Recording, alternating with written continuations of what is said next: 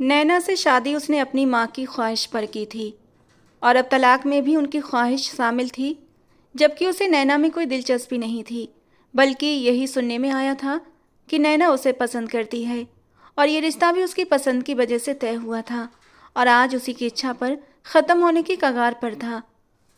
आदित्य ने बेड के किराउन से टेक लगाई और आंखें बंद कर लीं। तभी खटके की आवाज़ पर वो चौंक उठा। माँ के कदमों की आहट वो हमेशा पहचान लिया करता था। इस वक्त उसकी आंखों पर ब्लैक चश्मा था। बाकी जख्म तो भर गए थे, लेकिन आंखों का जख्म अब सारी जिंदगी उसके साथ रहने वाला था, क्योंकि एक्सीडेंट में वो अपनी आंखों की रोशनी खो चुका था। सुषमा जी ने सुषमा जी ने उसके करीब बैठते हुए उसका हाथ थामकर अपने होठों से लगा लिया। मम्मा, आप रो रही हैं? उसके हाथों पर गरम गरम आंसू गिरे तो उसे एहसास हुआ कि उसकी माँ रो रही हैं। माँ को रोता हुआ महसूस करके वो बुरी तरह तड़प उठा और आगे बढ़कर उन्हें अपने सीने से लगा लिया। नहीं तो बेटा, मैं क्यों रोने लगी? वो उसके सीने में मुँह छुपाते हुए बोली। प्लीज़ मम्मा, रोना बंद करें यार, और बिल्कुल मत सोचिए ऐसा कुछ भी जो आपको तकलीफ़ दे। बेटा, ये तुम्हारे सुनील अंकल ने तलाक के पेपर्स भिजवाए हैं, इन पर साइन कर दो। वो खुद आना चाहते थे, लेकिन हिम्मत नहीं कर पाए। नैना ने उन्हें किसी को मुंह दिखाने के काबिल नहीं छोड़े। मामा प्लीज़, लाइए ये पेपर इधर इधर मुझे दीजिए, मैं इन पर साइन कर देता हूँ। लेकिन बस आप रोइए मत। वो जैसे पहले से तैयार बैठा था। सुषमा जी ने दुखते दिल से पेपर्स उसकी ओर बढ़ा दिए और उसके हाथ में पेन पकड़ा दिया। उसका हाथ उस जगह पर रखा जहाँ पर साइन करने थे। आदित्य का हाथ एक पल के लिए भी नहीं डगमगाया और पेपर पर साइन करते ही नैना से उसका वो कागजी रिश्ता भी ख़त्म हो गया। उसने एक गहरी सांस ली और पीछे टेक लगाकर बैठ गया। बेटा, हो सके तो मुझे माफ़ कर देना। मामा प्लीज़, फॉर गेट्स सेक, जो हुआ ऐसे ही लिखा था। मुझे कोई दुख नहीं, कोई अफसोस नहीं। अगर वो तलाक नहीं मांगती मैं खुद दे देता। वो उन्हें हौसला दे रहा था। आदित्य की इस बात पर सुषमा जी बुरी तरह हैरान रह गईं। यस मॉम, मैं अपनी हालत समझता हूँ। अब मैं एक अधूरा इंसान हूँ और मेरा कोई हक नहीं कि मैं बेकार में ही ज़बरदस्ती किसी को अपने साथ बांध कर रखूँ। इसीलिए ऐसा कुछ मत सोचिए। आदित्य उस वक्त तो बिल्कुल शांत था और उसे इस तरह शांत देखकर सुषमा जी भी एक गहरी सांस लेकर उठ गईं। उसके ब्लैक चश्मे के पीछे छुपी वो बुझी हुई आंखें क्या कहानी कह रही थीं, ये कोई भी नहीं जानता था। आदित्य रानावत शहर का सख्त उसूलों वाला एसपी था, लेकिन एक भयानक हादसे ने उसकी पूरी जिंदगी बदल कर रख दी थी। उसकी शादी बड़े ही धूमधाम से नैना से हुई थी। शादी के फेरे हुए थे कि तभी उसे इंस्पेक्टर संजय का कॉल आया था। सर, जिस जरूरी केस पर हम काम कर रहे थे उसकी फाइल पूरी हो गई है और एक बहुत इंपॉर्टेंट क्लू भी हाथ लगा है। आप एक बार आकर चेक कर लें, आपका आना जरूरी है, क्योंकि तभी हम आगे की कार्रवाई कर सकते हैं। आदित्य के लिए सबसे पहले उसका फर्ज था। शादी की रस्में निभाने के तुरंत बाद ही वो थाने के लिए निकल गया, लेकिन वो नहीं जानता था कि जिंदगी उसे किस मोड़ पर लेकर जाने वाली है। रास्ते में ही उसका एक भयानक एक्सीडेंट हो गया।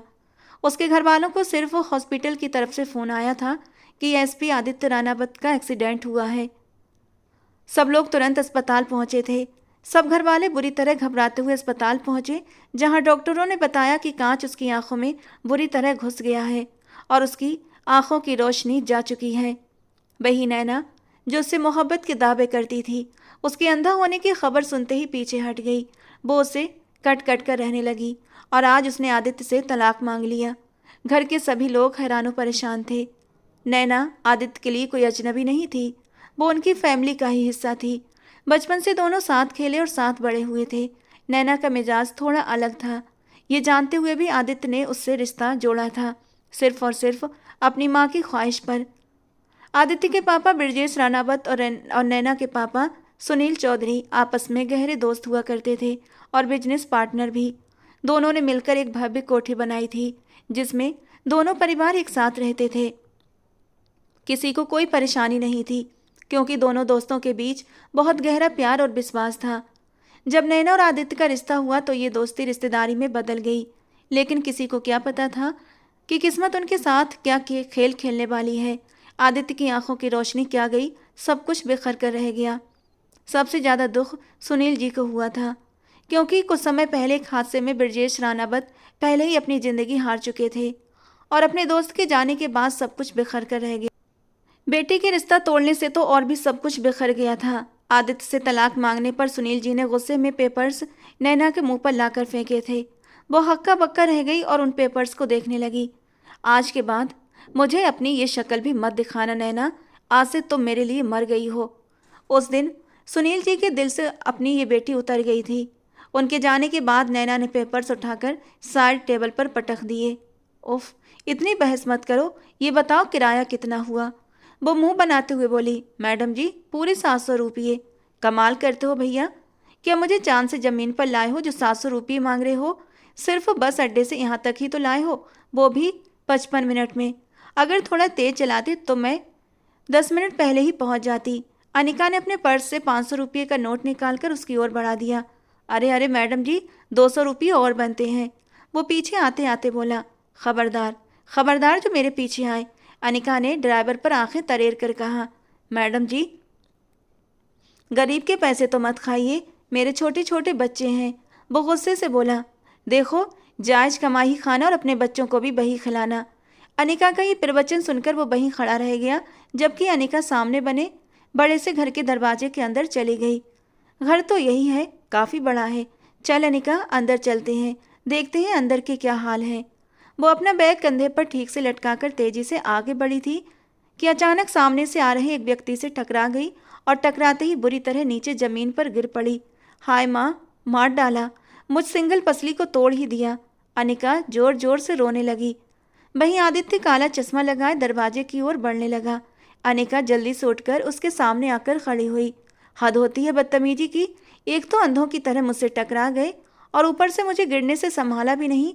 कितने पत्थर दिल हो गए हैं आजकल के लोग। वो मुंह बनाते हुए उसे सिर से पैर तक देखते हुए लंबा चौड़ा भाषण दे गई। हो गई तुम्हारी बकवास, अब साइड पर हो जाओ। वो अंदाजे से उसका बाजू पकड़कर एक तरफ करता हुआ फिर आगे बढ़ा, लेकिन अनिका फिर उसके सामने आकर खड़ी हो गई। ऐसे नहीं जा सकते, पहले माफ़ी मांगो, तुमने मुझे धक्का मारा है। मैं इतनी ज़ोर से नीचे गिरी हूँ, मेरी पसली और कमर में चोट आई है। दर्द के मारे ठीक से बोला भी नहीं जा रहा, लेकिन बोलना ज़रूरी है, वरना तुम जैसे लोगों के दिमाग को ठिकाने कैसे लगाऊंगी। दर्द से मेरा बुरा हाल है, हाय मेरी पसली। वो फिर से ज़ोर ज़ोर से चिल्लाने लगी। डॉक्टर के पास जाकर अपनी ये राम कहानी सुनाओ और हटो सामने से, वरना। आदित्य को कहीं ज़रूरी काम से जाना था। उसका आदमी बाहर खड़ा उसका इंतजार कर रहा था और ये लड़की बेवजह उसका रास्ता रोककर उसका समय खराब कर रही थी। पहले माफ़ी मांग कर जाओ। अनिका भी जिद पर अड़ी हुई थी और गुस्से में उसकी तरफ कदम बढ़ाए, लेकिन वो अपनी जगह बिल्कुल शांत खड़ा रहा। ज़्यादा मत बोलो, अभी मुझे जानती नहीं हो। और कौन हो तुम? यहाँ अंदर कैसे आई? Guard, guard, security. आदित्य ने वहीं से ऊंची आवाज़ में पुकारा तो गार्ड तुरंत वहाँ पहुँच गया। कौन है ये लड़की और ये लड़की अंदर कैसे आई? आदित्य का गुस्सा देखकर गार्ड बुरी तरह घबरा गया। जी जी साहब, ये 1 मिनट मैं बताती हूँ। My name is Anika, Anika Chauhan. मैं लॉ में मास्टर्स कर रही हूँ। मुझे पुलिस पर थीसिस लिखनी है, इसीलिए मैं यहाँ पर आई हूँ। मैं आरती मासी की भतीजी हूँ, सब जानते हैं उन्हें। अनिका ने गर्व से कहा तो आदित्य होंठ भींच कर रह गया। उसी पल आदित्य के नंबर पर कॉल आने लगी तो वो उसे इग्नोर करता हुआ आगे बढ़ गया। वैसे गार्ड अंकल, ये था कौन? जी ये आदित्य चौधरी नाम है इनका, एसपी हैं ये। मतलब ओ तेरे की, ये बंदा तो पूरा गेम जीत गया। इतना बड़ा बॉडी बिल्डर ये पुलिस वाला है। मुझे तो लगा कि पुलिस वालों की तोंद होती है और ये बड़ी बड़ी सी मूछें और खूंखार टाइप के होते हैं, पर ये तो बहुत हॉट सा बंदा है यार। अनिका ने आंखें घुमाकर कहा तो गार्ड लाल चेहरा लिए बाहर निकल गया। मज़ा आएगा इस यंग हैंडसम पुलिस ऑफिसर पर थीसिस लिखकर। ये सोचते ही वो खुद को डांटते हुए अंदर की तरफ बढ़ गई। वो नहीं जानती थी कि आने वाले वक्त में यही हैंडसम इंसान उसकी ज़िंदगी में क्या तूफान लाने वाला है। वो घर में दाखिल हुई तो अंदर से जोर जोर के हंसी की आवाज़ें आ रही थीं। आदित्य के कदम भी पल भर के लिए अंदर आते रुक गए थे। इन आवाज़ों में एक लड़की की आवाज़ भी थी जो आज ही आई थी और ठहाकों के बीच उसे नैना की हंसी भी साफ सुनाई दे रही थी। ये सुनते ही उसके माथे पर तुरंत बल पड़ गए थे। वो अपने कमरे की ओर जाने ही वाला था कि तभी उसे अपने पीछे अपने नाम की आवाज़ सुनाई दी।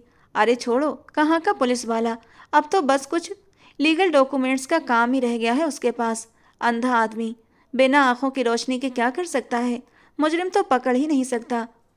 ये कोई और नहीं बल्कि नैना थी। अपने बारे में नैना के मुंह से ऐसी बातें सुनकर आदित्य के माथे की नसें तन गईं। मतलब? अनिका हैरान हुई। मतलब ये, क्या तुम्हें आरती मासी ने नहीं बताया कि जिस पुलिस ऑफिसर पर तुम थीसिस लिखने आई हो, अब वो देख नहीं सकता? नैना ने तंज कसते हुए उसका मजाक उड़ाया, जो अनिका को बिल्कुल भी अच्छा नहीं लगा। नैना दीदी, ये बिल्कुल भी अच्छी बात नहीं है। यूँ किसी का भी मजाक नहीं उड़ाना चाहिए। अनिका उससे 3 साल छोटी थी। अनिका की बात सुनकर आदित्य बुरी तरह चौंक गया। वो अनजान लड़की उसकी तरफदारी कर रही थी। मतलब कोई तो था जो उसके लिए खड़ा हुआ था।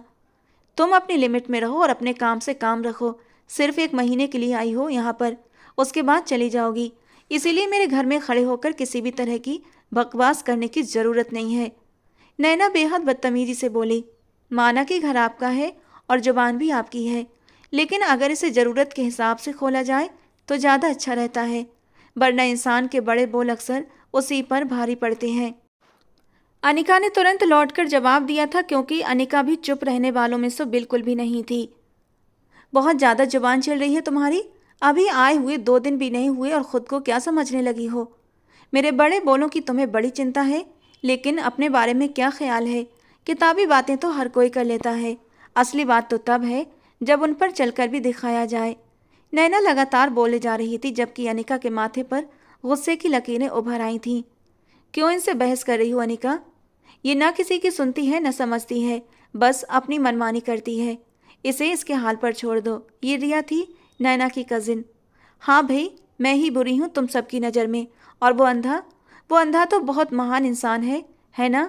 मैं सब जानती हूँ, तुम कुछ नहीं जानती, और जानती होती तो इतनी बड़ी बात कभी ना कहती। जिसे तुम बार बार अंधा कह रही हो ना, क्या वो हमेशा से ऐसा था? जब वो ठीक था तब तुम पर उसकी मोहब्बत का जुनून सवार था। सबसे लड़कर झगड़ कर हंगामा करके तुमने आदित्य से मंगनी की थी और फिर शादी की थी, और आज उसकी जरा सी परेशानी पर उसे छोड़ दिया। लानत है तुम्हारी ऐसी मोहब्बत पर। रिया, मिताली गुस्से से बोली, अपनी जुबान को लगाम दो मिताली, वरना भाई से कहकर तुम्हारा ऐसा हाल करवाऊंगी कि जिंदगी भर याद रखोगी। नैना जंगली तेवर से बोली, जो करना है कर लेना, लेकिन आज के बाद आदित्य के बारे में एक गलत शब्द भी मत कहना। मिताली ने उंगली उठाकर उसे चेतावनी दी। वाह, बड़ी तकलीफ हो रही है तुम्हें। खैरियत तो है ना?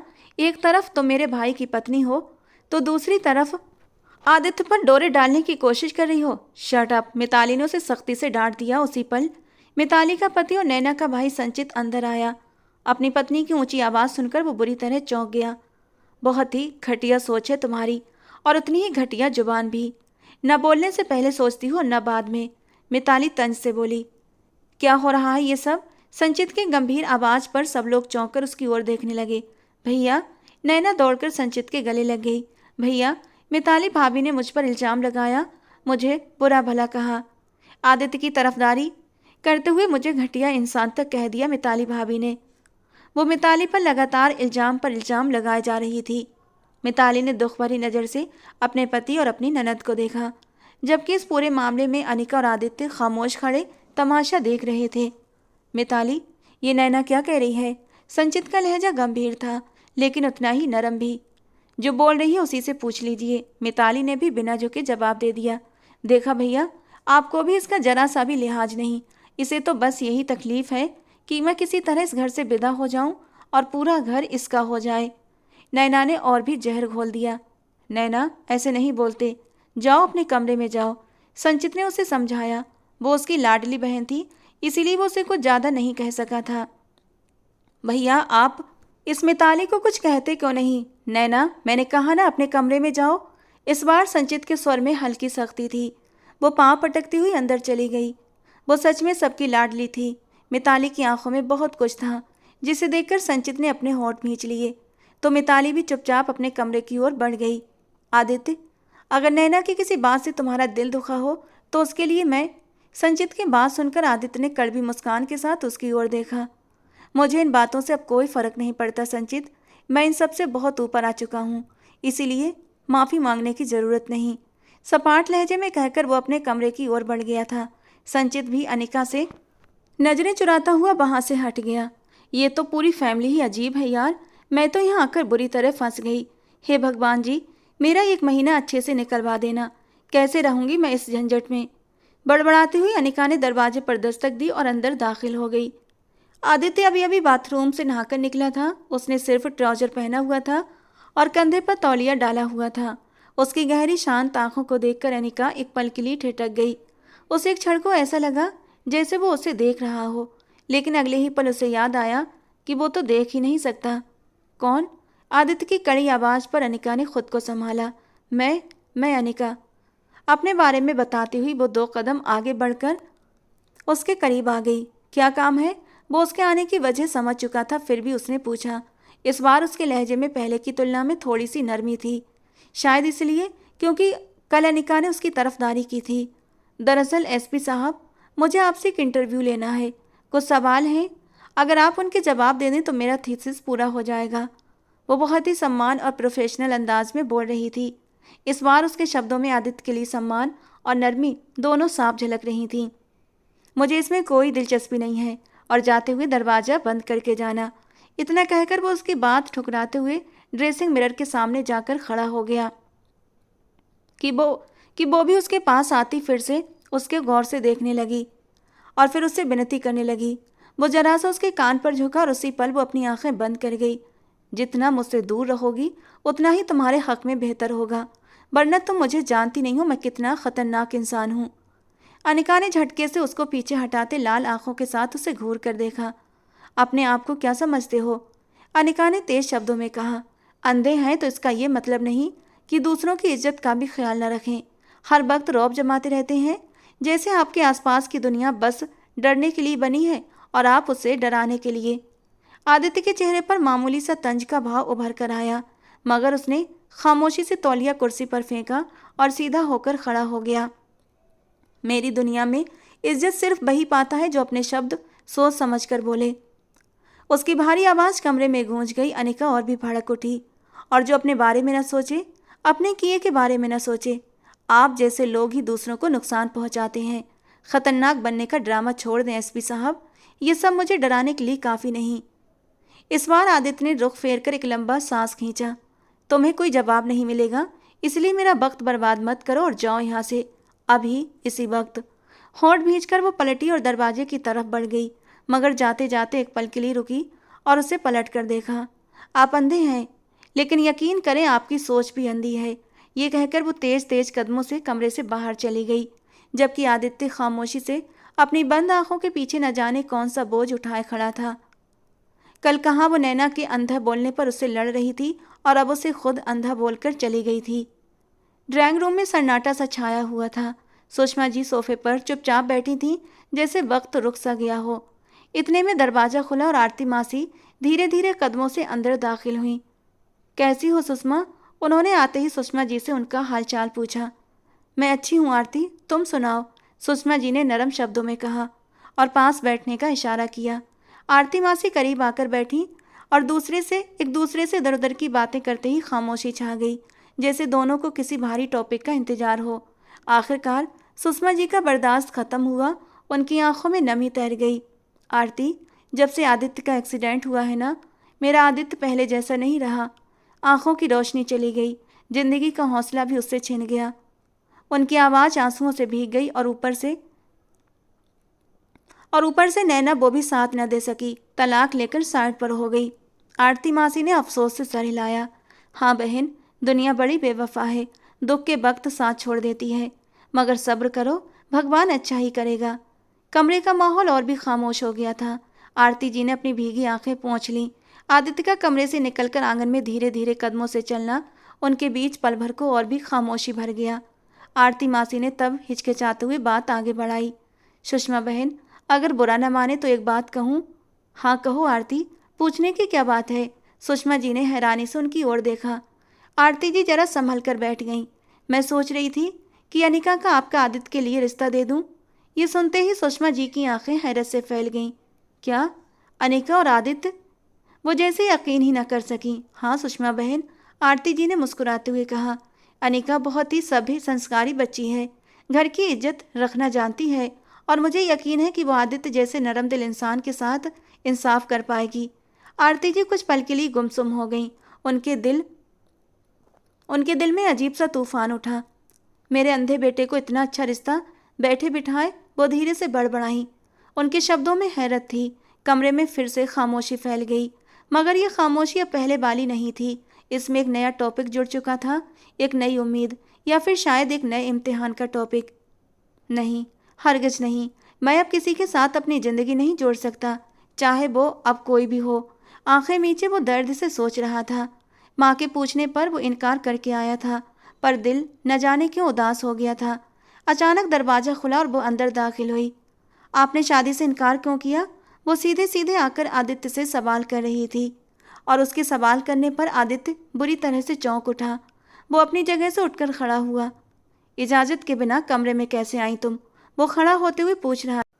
कुछ दिनों तक इजाज़त की ज़रूरत भी नहीं पड़ेगी, क्योंकि मुझे आपसे शादी करनी है। तो फिर शादी के बाद जितना ये कमरा आपका होगा उतना ही मेरा भी होगा, समझे आप? और हाँ, शादी के लिए हाँ कह दें, आंटी की खातिर। वो बहुत उदास है आपके इनकार पर। तुम होती कौन हो मुझ पर हुक्म चलाने वाली? वो 2 कदम का फासला मिटाता उसके करीब आया। आपकी होने वाली बीबी। वो भी मज़े से मुस्कुराई। जानती भी हो मेरे बारे में कुछ, जो शादी के लिए मरी जा रही हो, या फिर ये भी तुम्हारी थीसिस का कोई हिस्सा है? वो उसका मजाक उड़ा गया। है तो नहीं, लेकिन एक इच्छा थी कि किसी पुलिस वाले से शादी करूं। अब अगर भगवान जी ने आपकी सूरत पूरी करना नसीब में लिख दिया है, तो फिर बुराई क्या है? अंधा हूं मैं, दिखाई नहीं देता तुम्हें? सारी जिंदगी कैसे काटोगी एक अंधे के साथ? एक अंधे की बैसाखी बनकर कुछ ही दिन में थक जाओगी। वो उससे फासला थोड़ा सा और भी बढ़ा गया। एक बार आजमा कर तो देखे, थक गई तो जिंदगी से निकाल कर बाहर कर देना। वो एकदम उसके सामने आई थी। आज भी अनिका को वो काली चमकती आंखें बोलती सी महसूस हो रही थीं। कौन से दावे कर रही हो तुम, जो तुम पूरे भी नहीं कर पाओगी? बहुत दावे किए थे उस लड़की ने भी सबके सामने। अपनी मोहब्बत के लिए सबके सामने डटकर खड़ी हो गई थी, लड़ गई थी कि वो मुझसे मोहब्बत करती है। और जब जब निभाने का वक्त आया तो बीच राह में छोड़कर चली गई। मैं दावे नहीं करती एसपी साहब, लेकिन वक्त आया तो आपको ज़रूर पता चलेगा कि मैं कितनी अपने रिश्तों के साथ सच्ची हूँ। उस लड़की के यकीन के आगे पल को आदित्य भी चुपचाप हो गया। और फिर सब घर वालों की रजामंदी और मशवरे से अनिका और आदित्य की शादी हो गई। लेकिन उनकी शादी के बाद ही आदित्य ने अपना एक अजीबो-गरीब सा फैसला सुना दिया, जिसे सुनकर सब घर वाले हैरान रह गए। उसने साफ कह दिया कि आप सब लोगों की मर्जी से मैंने शादी कर ली है, लेकिन अभी फ़िलहाल विदाई नहीं करूँगा। मैं इस रिश्ते को समझने के लिए थोड़ा सा वक्त चाहता हूँ। जब मैं इस रिश्ते को लेकर खुद को पूरी तरह तैयार कर लूँगा, तभी मैं ये विदाई करना चाहता हूँ। घर वाले बुरी तरह हैरान और परेशान थे, लेकिन उनके लिए ये भी अच्छा था कि उसने शादी कर ली थी। सब लोग खुशी खुशी उसकी बात को मान गए थे। और इस तरह अनिका के मास्टर्स के पूरा होने के बाद विदाई की डेट रख दी गई थी। उनकी शादी से सबसे ज़्यादा तकलीफ़ नैना को हुई थी। वो दिल ही दिल में उन दोनों के लिए बहुत ज़्यादा नफरत पाल चुकी थी, क्योंकि आदित्य और नैना की शादी के वक्त रिश्तेदारों ने उसे काफ़ी बातें सुनाई थीं, जिस वजह से वो और भी नेगेटिव हो रही थी। तो फाइनली तुमने अपने लिए उस अंधे का चुनाव कर ही लिया, हाँ? अचानक से नैना ने अंदर आते हुए अनिका से कहा। अनिका उसकी तरफ मुड़ते माथे पर बल डालकर उसे देखने लगी। ऐसे क्या देख रही हो? यकीन करो तुमने बहुत घाटे का सौदा किया है। नैना की बात पर अनिका के होठों को हल्के से मुस्कान ने छुआ। ये तो वक्त बताएगा मिस नैना, कहते हुए वो अपना रुख फेर गई। बेबी पिंक लहंगे में वो नज़र लग जाने की हद तक प्यारी लग रही थी। खैर, मेरे ठुकराए इंसान को तुमने अपनाया। तुम्हारी आदत होगी ना झूठन खाने की। वो उसके करीब आते और भी जहर उगलने लगी। इसमें झूठन क्या है? क्या उन्होंने तुम्हारे साथ कुछ किया था?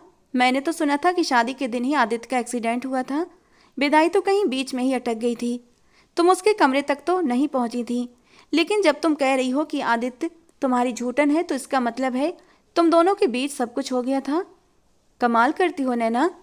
शादी से पहले ही इतनी आग भरी थी तुम्हारे अंदर कि आदित्य की बाहों में जा सोई। लेकिन एक मिनट, अगर तुम आदित्य के बिस्तर पर जाकर सोई थी तो झूठन तो तुम हुई ना? अनिका की बात पर नैना का दिमाग पल भर में ही घूम गया। हाउ डेयर यू पागल लड़की, तुम्हारी हिम्मत कैसे हुई मुझे झूठन कहने की? वो उसकी कलाई थाम कर मरोड़ गई। हाथ छोड़ो मेरा। अभी वो गुस्से से बाहर होती कि आरती जी अंदर दाखिल हुई। क्या हो रहा है ये? उन्होंने गुस्से से नैना की तरफ देखा, जिसके हाथ में अनिका की कलाई थमी हुई थी, और आगे बढ़कर नैना के हाथ से अनिका की कलाई को फौरन से छुड़ाया। उनके पीछे पीछे सुषमा जी भी दाखिल हुई थी। सुषमा जी को भी अंदर का माहौल समझते देर न लगी। खबरदार, खबरदार, जो तुमने मेरी बहू की तरफ आंख उठाकर भी देखा तो, सुषमा जी ने गजबनाक अंदाज में कहा। मुझे कोई शौक नहीं है आपकी इस बहू को देखने का। वैसे भी जिसकी ज़िंदगी में ये शामिल हो रही है वो तो इसे देखने से रहा। नैना ने एक बार फिर से वही शब्द दोहराए। उसे देखने वाला वो हो या ना हो, लेकिन उसका साथ ही मेरी बेटी के लिए बहुत है। मेहरबानी करके तुम यहाँ से जाओ। आरती जी ने उसे साफ शब्दों में दरवाजे की ओर इशारा करते हुए निकलने को कहा। भूलिए मत, ये घर मेरा है, मेरे मामा पापा का है। आप लोग यहाँ पर सिर्फ मेहमान हैं और आप कोई नहीं होती मुझे यहाँ से बाहर निकालने वाली। नैना बदतमीजी पर उतर आई। तुम तो इस घर की बेटी हो, आज यहाँ हो, कल विदा होकर किसी और जगह चली जाओगी, लेकिन मैं इस घर की बहू हूँ। अब सारी जिंदगी मैंने इस घर में रहना है, तो फिर ये घर किसका हुआ, तुम्हारा या मेरा? अनिका की बात पर एक पल को नैना का रंग उड़ गया। ज़्यादा हवाओं में मत तोड़ो अनिका, मुंह के बल जमीन पर गिरोगी। देखती हूँ कितने समय तुम्हारा रिश्ता इस अंधे के साथ चलता है। मैं भी यही हूँ। गुस्से से फुनकारती हुई वो कमरे से बाहर निकल गई।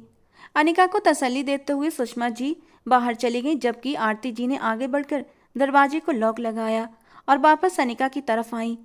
इस लड़की से जितना हो सके ना उतना ही दूर रहना, और मैं नहीं चाहती हमारे मकसद में कोई भी बीच में आए। तुम समझ रही हो ना? आरती जी ने उसे काफ़ी राजदारी वाले अंदाज में कहा। आप बेफिक्र रहें, किसी को भी हम पर जरा सा भी शक नहीं होगा। यहाँ रहते इस रिश्ते के बलबूते पर हम अपने मकसद में ज़रूर कामयाब होंगे। मुझ पर भरोसा रखें। और उस एसपी की तरफ से तो ये बहुत अच्छा फैसला हुआ है मासी कि उसने विदाई से मना कर दिया, वरना मैं तो सोच रही थी कि शादी के बाद उसे अपने करीब आने से कैसे रोकूंगी। फिलहाल हमारे लिए सब कुछ आसान हो रहा है, शायद भगवान भी हमारे साथ है। अनिका ने उनके दोनों हाथों को थामते हुए अपने होठों से लगाया तो आरती मासी की आंखों में आंसू भर आए। भगवान ने चाहा तो हम अपने मकसद में जरूर जरूर कामयाब होंगे बेटा। अब उन दोनों का मकसद क्या था, ये तो सिर्फ वही दोनों जानते थे, या फिर भगवान जानता था। अनिका और आदित्य की शादी को अभी 2 ही दिन हुए थे कि सुषमा जी को हार्ट अटैक आया। पूरे घर में खलबली मच गई। उन्हें फौरन अस्पताल पहुंचाया गया। नैना की माँ प्रिया जी और सूरज उनका बेटा, वो भी उस वक्त अनिका के साथ अस्पताल में ही थे। किसी को कुछ भी समझ नहीं आ रहा था कि अचानक से सुषमा जी को हार्ट अटैक कैसे आ गया, क्योंकि वो बिल्कुल ही अच्छी भली थी, उन्हें कोई भी बीमारी नहीं थी। आदित्य घर पर नहीं था, उसे सूरज ने खबर दे दी थी। वो रास्ते में था, बस हॉस्पिटल पहुंचने ही वाला था। आप में से अनिका कौन है? आदित्य वहां अपने ऑफिसर्स के साथ पहुंचा तो डॉक्टर की बात सुनते वो बुरी तरह चौंक गया। जी जी मैं हूँ। अनिका, जो आंसू बहाते हुए वहीं कॉरिडोर में पड़ी हुई चेयर पर बैठी हुई थी, एकदम से चौंक उठी और डॉक्टर की ओर देखने लगी। आपको पेशेंट अंदर बुला रही हैं। डॉक्टर, मेरी मम्मा कैसी हैं?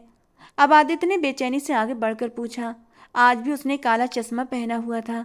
पेशेंट की हालत काफ़ी क्रिटिकल है, प्लीज़ उन्हें दिमागी दबाव से दूर रखें। बाकी हम हर मुमकिन कोशिश कर रहे हैं, आप भगवान से प्रार्थना करें। डॉक्टर बोलता हुआ वहाँ से जा चुका था, जबकि अनिका ने इजाज़त मांगती नज़रों से आदित्य की ओर देखा, लेकिन वो तो देख ही नहीं पा रहा था, तो फिर इजाज़त क्या देता। वो धीरे धीरे चलती हुई आदित्य के पास आई, जिसके चेहरे पर फिक्र और परेशानी साफ झलक रही थी। क्या मैं अंदर आंटी के पास चली जाऊं? आपकी इजाज़त है? उसने बहुत ही धीमे शब्दों में पूछा। तो आदित्य ने होंठ आपस में भींचते हुए सर हाँ में हिला दिया। तो वो फौरन आईसीयू में आ गई, जहां सुषमा जी मशीनों से जकड़ी हुई लेटी थीं। सामने मॉनिटर पर उनके दिल की धड़कन चलती हुई दिखाई दे रही थी।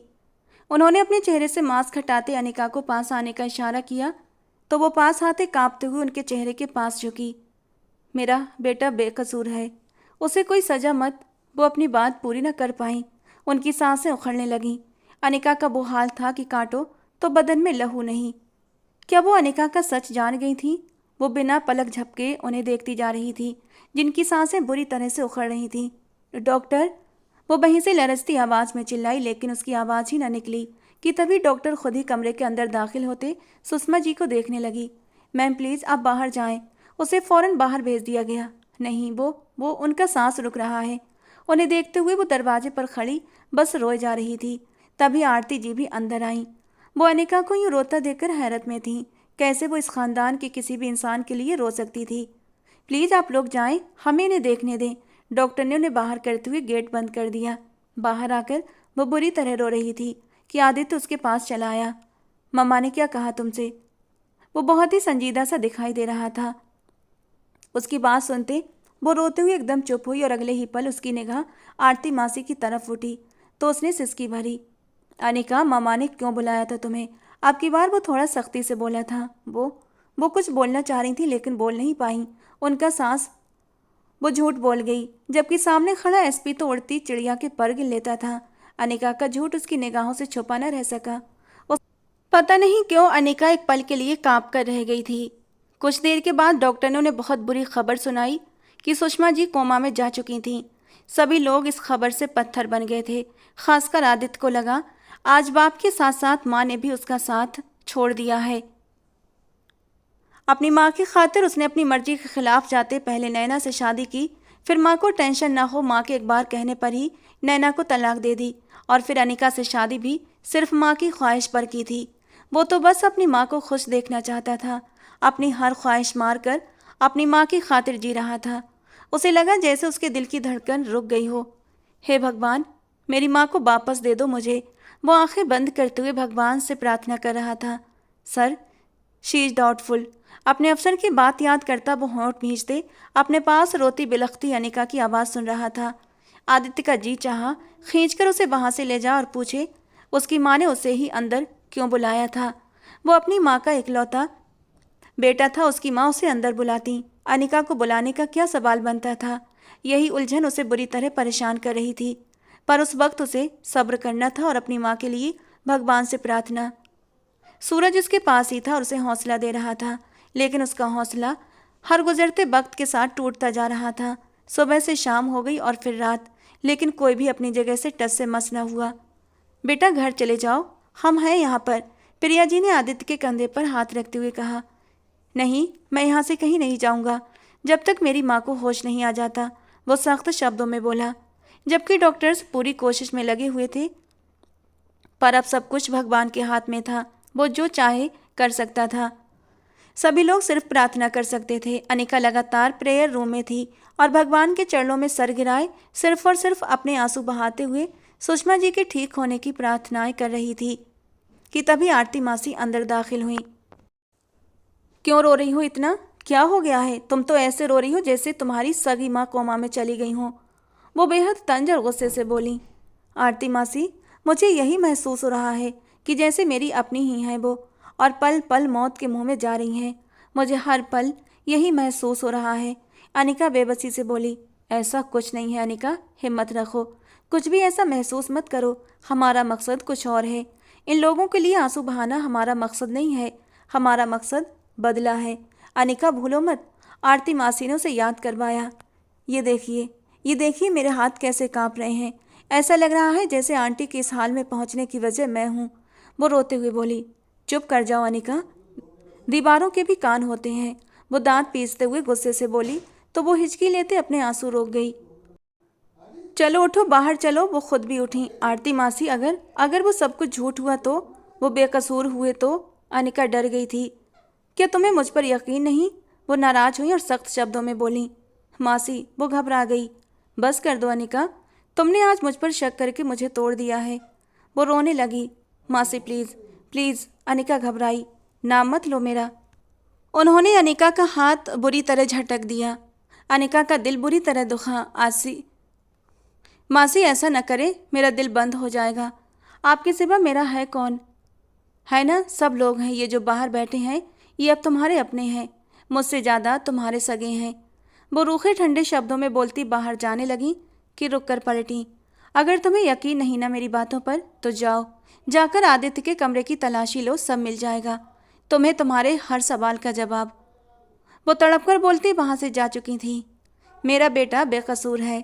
सुषमा जी के शब्द याद करती वो बुरी तरह से और बेचैनी का शिकार हुई थी, और फिर उसने फैसला लिया। उसे आरती मासी से कुछ देर के लिए घर जाने को कहा।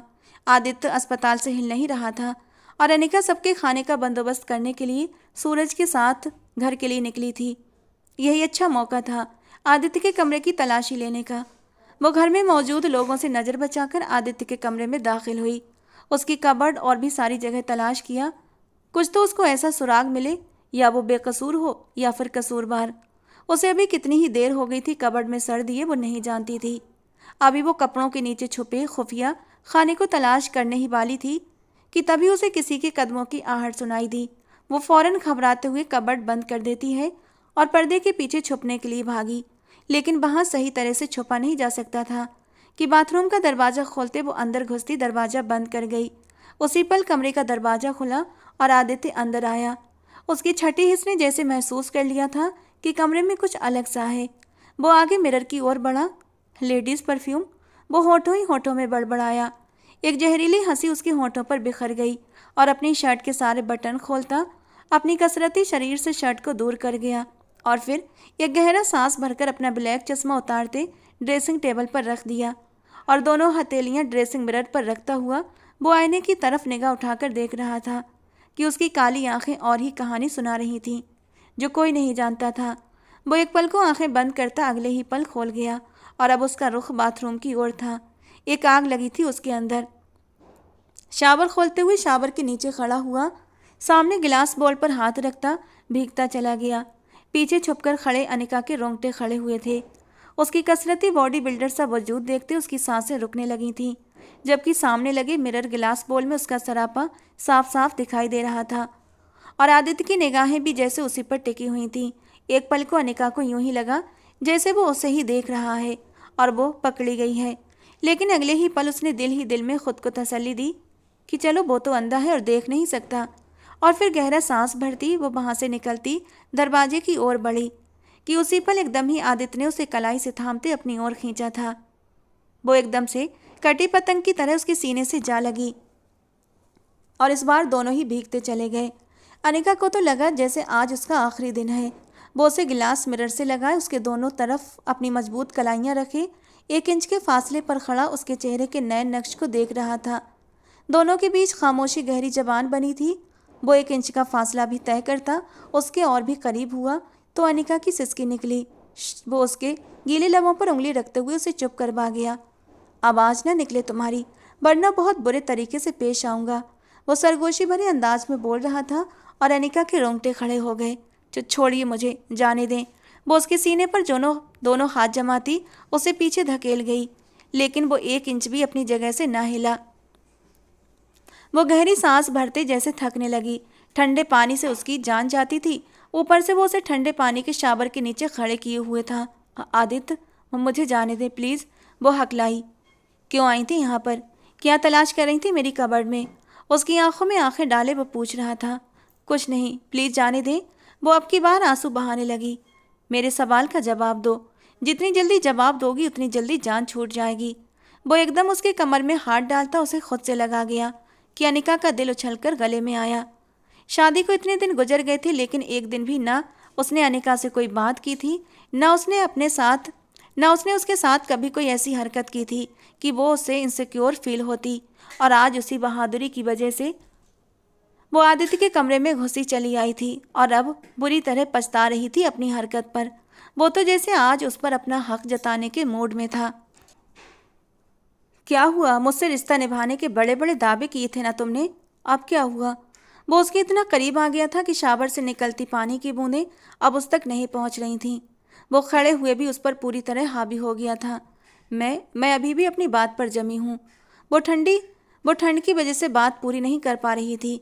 लेकिन ज़्यादा देर नहीं रह सकोगी। क्या चाहिए था मेरी कबर्ड से, बोलो। उसके कान में सरगोशी करता उसके कान की लौ जोर से काट गया। आह आदित्य, वो अब की बार उसके कंधे पर हाथ रखे उसके भारी मसल्स को दबा गई। अभी भी वक्त है, मुझे सब सच जानना है। जितनी जल्दी बताओगी उतनी जल्दी छुटकारा पाओगी। अब की बार उसकी उंगलियां उसकी नरम कमर में धंसती चली गई थीं। आपके कबर्ड से मैं शर्ट लेने आई थी, फौरन बात बनाते हुए बोली तो आदित्य हंस दिया। एक पुलिस वाले को उल्लू बना रही हो? वो एकदम से उसके गाल पर अपने दांत रखते वहां पर भी। अब जो पूछा है वो बताओ। अब की बार उसका रुख गिलास मिरर की ओर करता उसके साथ जोड़ गया। अनिका की सांसें गहरी हुई थीं। आईने में अपना दिलकश भीगा सरापा देखते वो खुद ही शर्म के मारे कांप उठी। वो उसके गीले बालों के एक तरफ करता हुआ उसकी बैक गर्दन पर भी अपने दांत जमाता वहां पर निशान बना गया। प्लीज़ आदित्य, प्लीज़ मत करें, मैं मर जाऊंगी। वो दर्द से सिसक उठी। आज मेरी माँ को भी तुमने मौत के मुंह में पहुंचा दिया है। वो एकदम से उसका रुख अपनी ओर मोड़ता हुआ दांत पीसते हुए बोला, नहीं नहीं आदित्य, ऐसा कुछ नहीं है। वो हकलाई। क्या क्या आदित्य सारी सच्चाई जान गया था? ये सोचते ही अनिका के रोंगटे खड़े हुए। अगले ही पल उसने शावर बंद कर दिया और उसे कलाई से थामे बाहर ले गया और ले जाते ही बिस्तर पर पटक दिया। अनिका गहरी सांस भरती उसे देखती, डरती हुई हालत में पीछे हटी। आदित्य ने कबर्ड की तरफ जाते वो लॉक खोला और उसमें से वो गुप्त लॉक खोलता छोटी सी थैली बाहर निकाल कर लाया और उसके सामने करते हुए उसे खोल दिया। उसमें से निकलने वाले वो सारे डायमंड्स देखते ही अनिका तो पत्थर बन गई थी। यही तो वो तलाश कर रही थी। इन्हीं की तो उसे अब तक तलाश थी, क्योंकि ये उसके थे जो धोखे से सामने खड़े इंसान के बाप ने हथिया लिए थे। ये उसके थे। इन्हीं डायमंड की खातिर तो आई हो ना तुम यहाँ पर? बताओ। वो डायमंड को उसके सामने करते हुए कहर भरे शब्दों में बोला। आप देख सकते हैं। सारी बातों की अनिका को एक ही बात समझ आई कि वो अंधा नहीं है, जिस पर आदित्य कड़वी मुस्कान के साथ सर झटक गया। ये सवाल जरूरी नहीं है, बल्कि इस वक्त ये बात जरूरी है कि तुम यहाँ किस मकसद से आई हो। बोलो। वो डायमंड उसी थैली में वापस डालते हुए उस पर झुका कि अनिका अपना सर तकिए पर गिरा गई। अब अगर इतनी सच्चाई खोली गई है तो सारा सच सामने आ जाना चाहिए। फिर तो वो उसके बाजू के घेरे से निकलती एक तरफ जाकर खड़ी हुई, जबकि भीगे कपड़ों से उसका वजूद उस वक्त आदित्य को अपनी ओर खींच रहा था। ऊपर से उसका वजूद हल्के हल्के कांप भी रहा था। उसके गुलाबी होंठ जो अब हल्के हल्के नीले हो रहे थे, लेकिन वो फिर भी तनकर खड़ी थी। उसका यही दबंग अंदाज इस वक्त आदित्य को इम्प्रेस कर गया कि इतना बड़ा सच खुलने के बाद भी वो डर नहीं रही थी। मेरे माँ बाप के कातिल हो तुम सब। मेरी माँ को, मेरे बाप को मार डाला। तुम्हारे पापा ने इन हीरों के खातिर जो मेरे पापा के हैं। वो सिसक उठी। क्या सबूत है कि ये हीरे तुम्हारे पापा के थे? वो सीने पर हाथ बांधते पूछने लगा। सारे सबूत हैं मेरे पास। तुम्हारे पापा मेरे पापा के जिगरी दोस्त थे और दोस्त की पीठ में छुरा घोंप दिया। मेरे पापा की ज़मीनें हड़प लीं आपकी सरकार ने, अपने अंडर में ले लिया सब कुछ। और वो ज़मीन करोड़ों की थी। वहाँ से जो पैसे मिले पापा ने उसे हीरों में बदल दिया। पर तुम्हारे पापा की नीयत ख़राब हो गई इन हीरों पर, और मेरे पापा से इन हीरों को छीन लिया। जब पापा ने और मम्मा ने रोकने की कोशिश की तो मेरे पापा को मार दिया। पापा के गम में मेरी माँ ने भी अपनी जान दे दी। कहते कहते अनिका की जबान लड़खड़ा गई। बस एक शब्द और नहीं। वो उंगली उठाता गुस्से से उसकी तरफ बढ़ता, उसे सख्ती से वार्निंग कर गया। वो सहम कर पीछे दीवार के साथ जा लगी। ये सारी बकवास यकीनन तुम्हारी आरती मासी ने ही तुम्हें बताई होगी। वो तंजिया अंदाज में बोला। मैंने पापा की डायरी, अनिका ने बोलना चाहा। डायरी? कौन सी डायरी? वो अफसोस से सर हिला गया। ये तो पता था कि तुम्हारे पापा डायरी लिखते थे, लेकिन ये पता न चला सकी कि वो डायरी उनकी है भी या नहीं। आदित्य उसकी सांसों में जलथल मचा रहा था। डायरी चाहिए तुम्हें चौहान अंकल की? 1 मिनट। वो पीछे घूमकर वापस कबर्ड की तरफ बढ़ता एक डायरी निकाल कर लाया, जिसकी कंडीशन काफ़ी हद तक ख़राब थी। उस पर अपने पापा का नाम देखा तो अनिका के 14 तबक रोशन हुए। उसने वो डायरी खोली तो डायरी के शुरू में ही उसके पापा और आदित्य के पापा ब्रजेश चौधरी की पिक्चर लगी थी। अनिका ने रोते हुए तस्वीर पर हाथ फेरा। मेरी जिंदगी सवारी, मुझको गले लगाकर बैठा दिया फलक पर, मुझे खाक से उठाकर। यारा तेरी यारी को मैंने जाना, तेरे जैसा यार कहाँ, कहाँ ऐसा यार आना। शुरू की लाइन पढ़ती वो डायरी का हर पेज खोलकर पढ़ने लगी। जैसे जैसे वो पढ़ती जा रही थी, आंसुओं में तेजी आती जा रही थी। हर मंजर धुंधला होता जा रहा था। अचानक ही डायरी हाथ से छूटकर नीचे गिरी। वो डायरी का हल्का सा वजन भी इस वक्त उठा नहीं पा रही थी। मतलब आरती मासी ने जो कुछ मुझे दिखाया वो सब झूठ था। वो नावे सर हिलाते गहरी गहरी सांसें भरती चली गई कि एकदम आंखों के आगे अंधेरा छा गया। वो अपने होश खोती जमीन पर गिर गई कि आदित्य ने आगे होते हुए उसे अपनी बाहों में भरा और अपने सीने से लगा लिया। सुषमा जी को होश आ गया था। आदित्य उनसे मिलकर ही उनको बेहतर कंडीशन में देखने के बाद ही घर आया था। डॉक्टर ने उन्हें आराम के लिए इंजेक्शन लगा दिया था ताकि वो गहरी नींद में जा सकें और कोई बेकार की सोच न सोचें।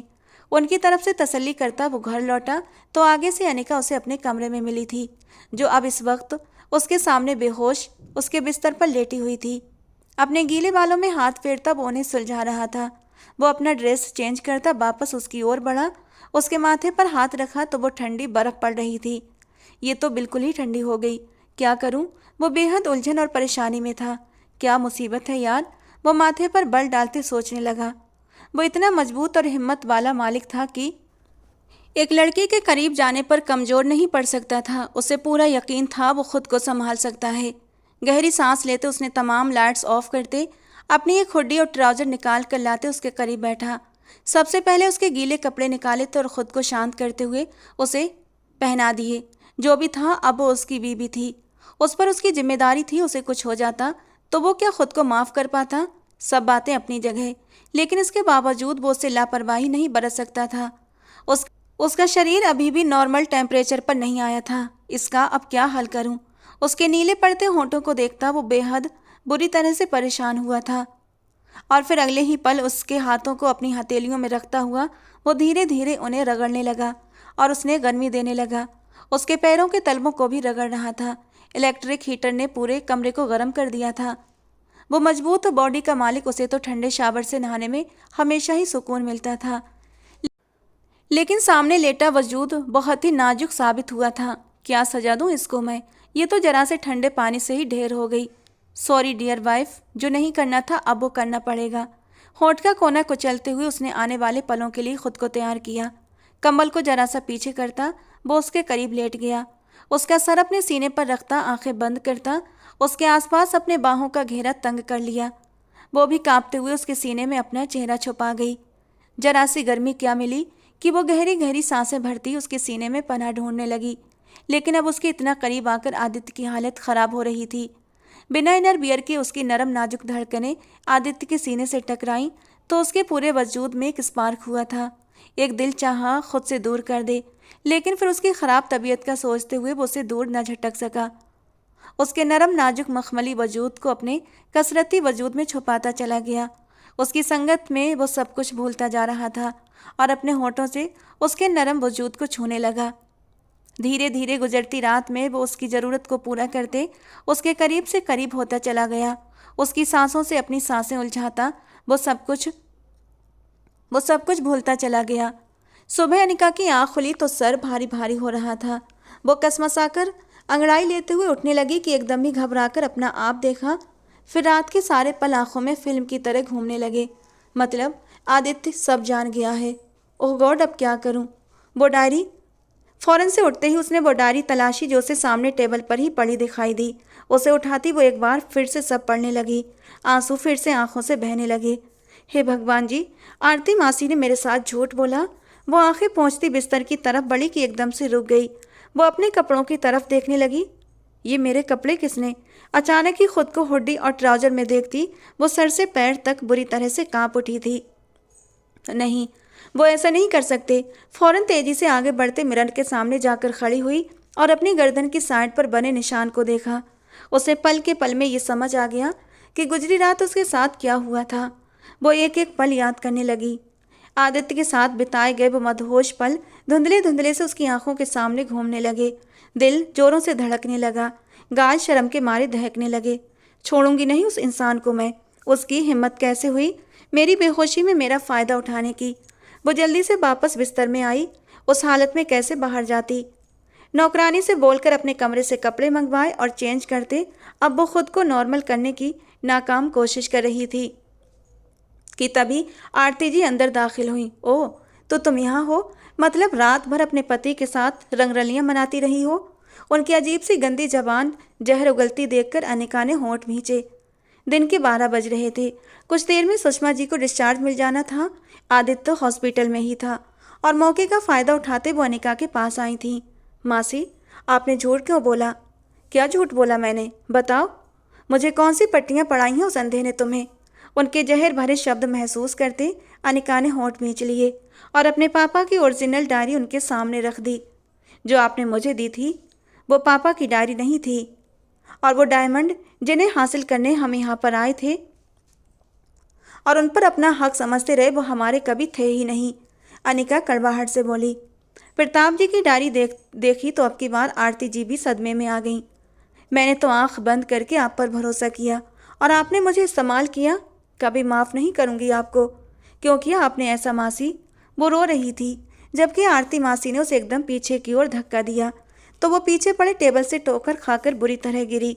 टेबल से खुद को बचाने के बावजूद टेबल का किनारा उसकी कमर में घुस गया। एक दिल खराश चीख उसके होंठों से निकली।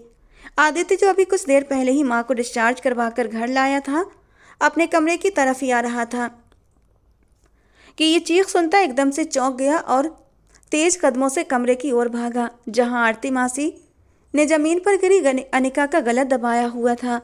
वो बुरी तरह लाल होती मुश्किल से सांसें ले रही थी। आदित्य एक पल की देर किए बिना आरती मासी से अनिका का गला छुड़वाने लगा और उन्हें अनिका से दूर कर दिया। अनिका, तुम ठीक हो?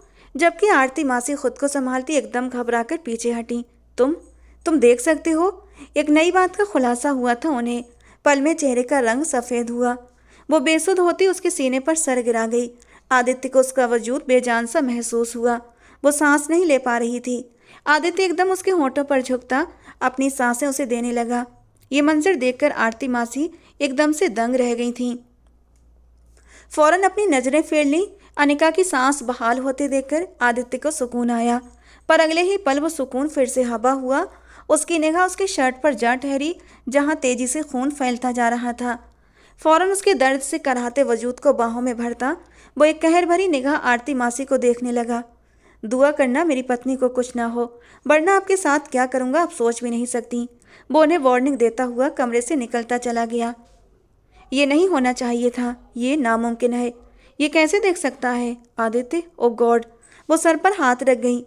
ये तो एक्सीडेंट में आंखों की रोशनी खो चुका था। इस बात को पूरा खानदान जानता था, फिर कैसे वो देख सकता है? क्या वो पहले दिन से ही सच्चाई जानता था? अब अनिका ने उन्हें जो कुछ बताया था। आरती मासी ने आगे बढ़कर वो डायरी उठा ली और उनके सब पन्ने फाड़ते हुए उन पन्नों को डायरी से निकालने लगी।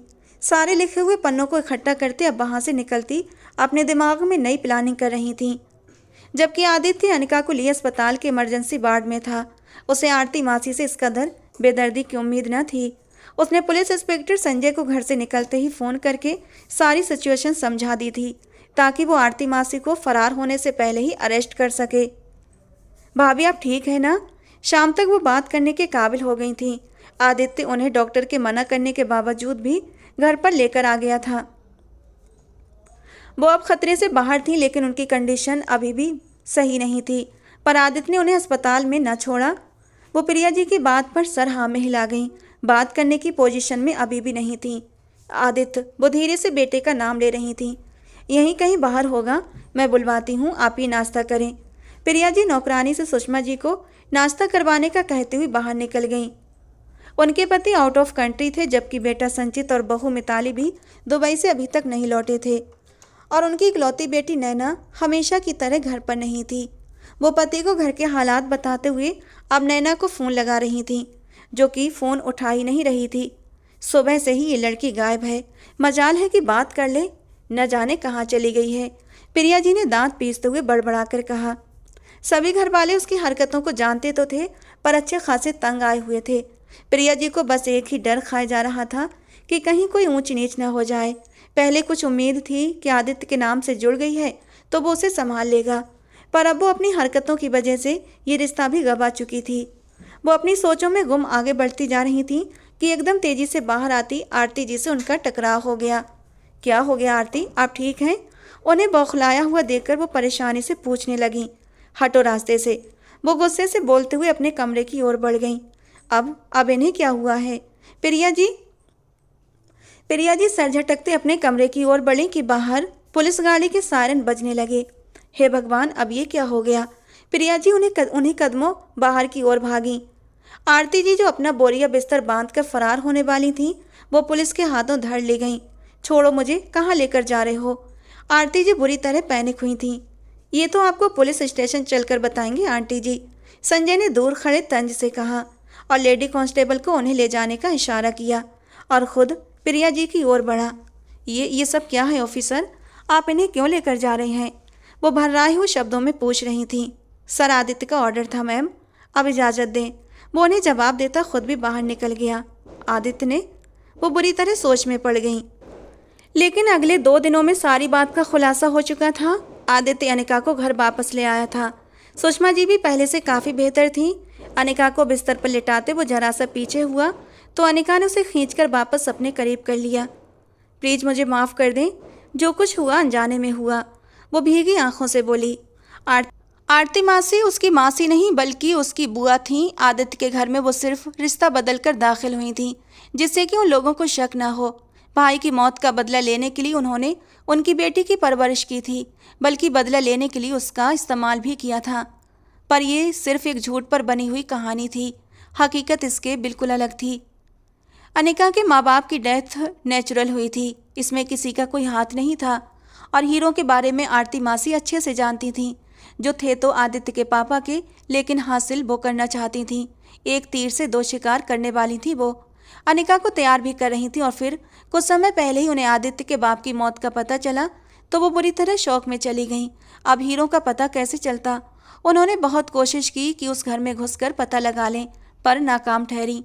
और फिर जब आदित्य के अंधा होने की खबर मिली तो वो फ़ायदा उठाते अनिका को वहाँ भेज चुकी थीं, ताकि वो आदित्य से किसी तरह उन हीरों का पता लगवा सके। और तब उसकी राहें आसान हुई जब नैना ने अपना रिश्ता आदित्य से तोड़ दिया और आरती मासी ने फ़ौरन आगे बढ़कर अनिका का रिश्ता जोड़ दिया, ताकि वो और आदित्य के करीब हो सके और हीरों का पता चल सके। पर वो ये नहीं जानती थी कि पहले दिन से ही आदित्य की उन लोगों पर नज़र थी। उसके पापा ने मरते वक्त उसे आरती के बारे में बता दिया था। वो आदित्य के पापा से प्यार करती थी और ऐसे में जब उन्हें ठुकराया गया तो वो उनकी दुश्मन बन गई। हीरों के लिए वो कभी भी इस हद तक पहुंच सकती थी। और फिर ऐसा ही हुआ। और फिर वो डायरी जिसमें प्रताप जी ने अपनी हर बात लिखी थी कि बचपन से ही दोनों दोस्तों ने अपने बच्चों का आपस में रिश्ता तय कर दिया था। वो कोई और नहीं बल्कि अनिका और आदित्य थे। उन्हीं दिनों आदित्य ने अपना फर्जी एक्सीडेंट करवाया और फिर सब तरफ ये मशहूर कर दिया कि उसकी आंखों की रोशनी जा चुकी है।